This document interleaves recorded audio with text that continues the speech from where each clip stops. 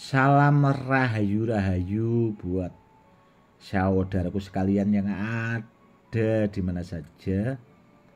Saudaraku, kali ini saya akan berikan edukasi tentang kayu-kayu bertuah untuk menambah wawasan buat saudara-saudara kita yang awam supaya lebih paham.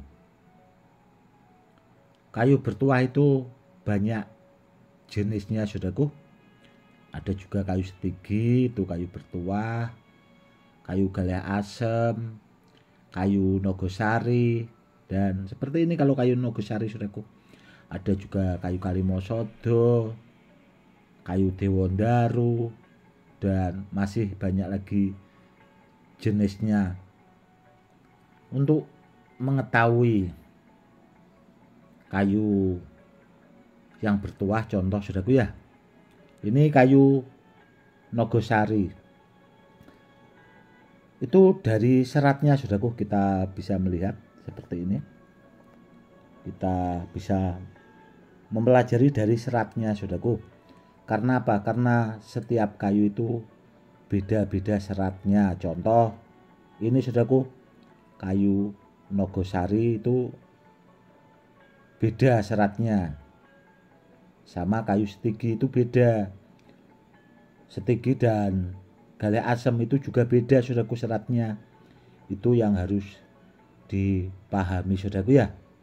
Kalau kita memahami serat kayu, insya Allah kita akan paham kayu-kayu bertuah yang itu tadi saudaraku kita inginkan.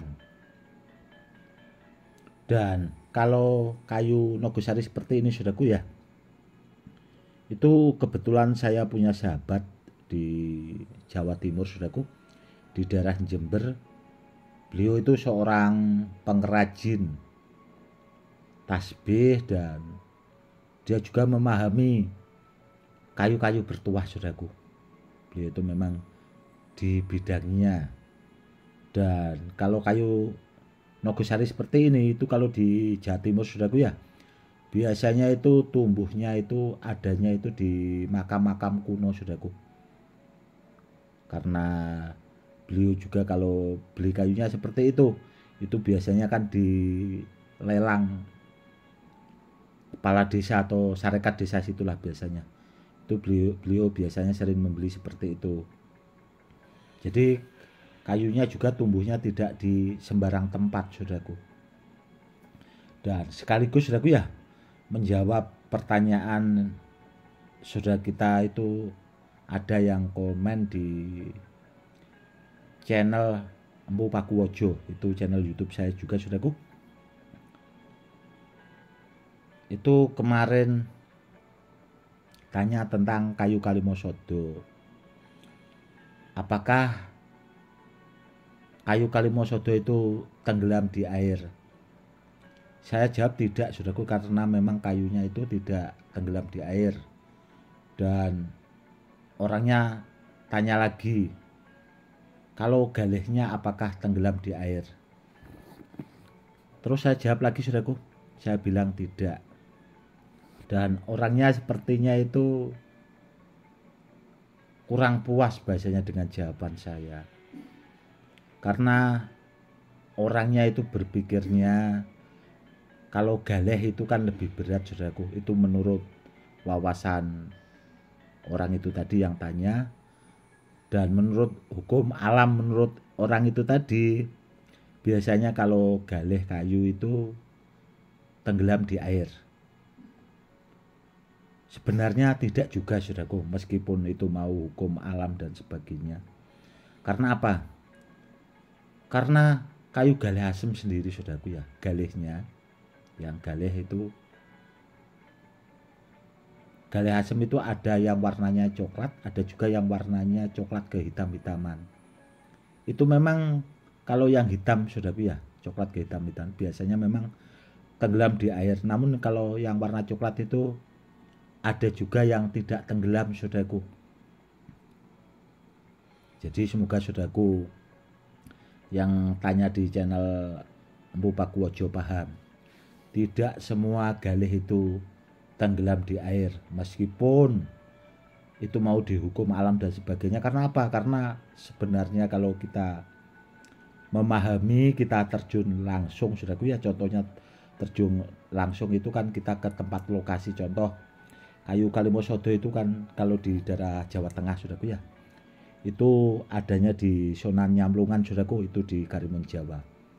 Datang saja ke sana langsung, jadi kita langsung praktek nanti tenggelam apa tidaknya di situ biar lebih jelas. Karena ya itu tadi sudah saya bilang, tidak semua kayu galih itu tenggelam di air, saudaraku. Memang ada yang tenggelam dan ada yang tidak. Semoga saudaraku paham ya. Kalau saudaraku masih ragu dengan edukasi yang saya buatkan, silakan datang langsung ke Karimun Jawa. Karena orangnya sepertinya punya gelang, saudaraku, kayu itu tadi Kalimosodo, dan sepertinya dapatnya kan dari Karimun Jawa juga. Dan di sana itu ada kayu setigi, setahu saya, saudaraku ya, ada kayu Dewandaru dan ada kayu Kalimosodo itu tadi, saudaraku. Ya kalau yang di bawah dia itu gelangnya kayu Kalimosodo. Kalau kayu setigi kan beda lagi, saudaraku. Kalau kayu setigi, saudaraku, mau sekecil apapun itu di air pasti tenggelam. Karena apa? Karena serat kayunya itu lebih padat, saudaraku, beda sama kayu Kalimosodo. Seperti itu, saudaraku. Dan kalau kita kepengen memahami kayu, ya itu tadi sudah saya bilang dari awal, dari serat kayunya, saudaraku. Meskipun itu mau galih kelor, kayu apapun, kalau kita bisa melihat kayu galih kelor atau bahasa pohon kelor yang masih hidup, saudaraku ya, kita samakan, meskipun galihnya, seratnya itu akan sama. Kalau yang asli beda kalau yang palsu, saudaraku. Seandainya kan meneliti, melihat pohon kelor, pelajari seratnya. Seandainya saudaraku sudah punya terlanjur galih kelor, kalau galih kelornya seratnya tidak sama yang kayunya yang masih hidup tadi, berarti galih kelornya itu bisa dipastikan palsu juga, saudaraku. Semoga saudaraku yang awam supaya lebih paham. Seperti itu, saudaraku ya. Dan saya selalu mengingatkan ya, apa-apa itu meskipun kayu bertuah, kalau kepengen punya yang asli ori itu cari sama yang memang di bidangnya, biar paham. Contoh itu tadi, saya punya sahabat itu di daerah Jember, itu memang pengrajin, saudaraku. Dia memang memahami. Karena memegang kayu seperti itu tidak hanya setahun 2 tahun, saudaraku, namun sudah berpuluh-puluh tahun. Jadi beliaunya itu lebih paham, saking hafalnya bahasanya itu di situ. Dan kalau nggak paham, kalau tanya atau bahasanya minta edukasi, kalau dikasih edukasi itu dengan jujur, saudaraku ya, itu jangan bahasanya ngambek lah. Kan situ yang minta dikasih saran atau dikasih edukasi.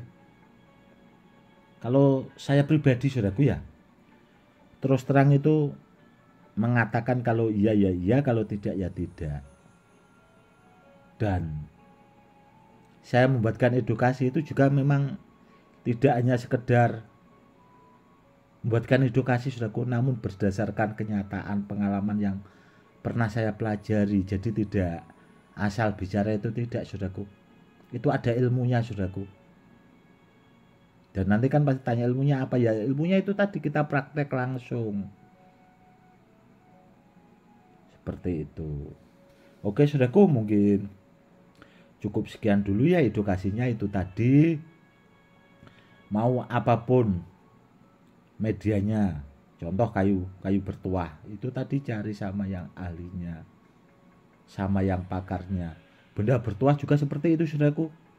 Dan sebenarnya kalau kita memahami, saudaraku, kayu-kayu seperti ini itu kan sebenarnya itu mau medianya raja, mau kayu bertuah, mau benda bertuah, atau senjata pusaka jenis keris apapun, itu sebenarnya simbol sebuah doa, saudaraku, atau sebuah harapan agar apa yang kita inginkan itu bisa terkabulkan dan diijabah sama Allah, saudaraku.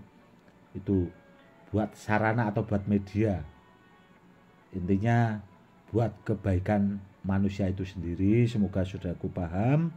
Cukup sekian dulu ya saudaraku, dan kedepannya akan saya buatkan edukasi lagi nanti, karena hari-hari ini juga saya masih sibuk banget ya.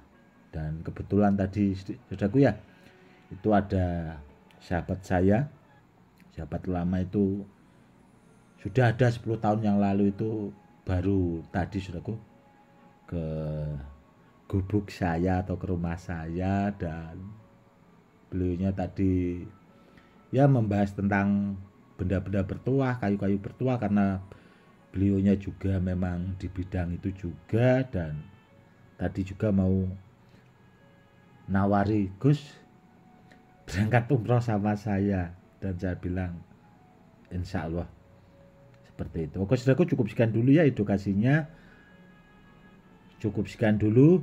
Salam rahayu rahayu, salam hormat saya Gus Edi.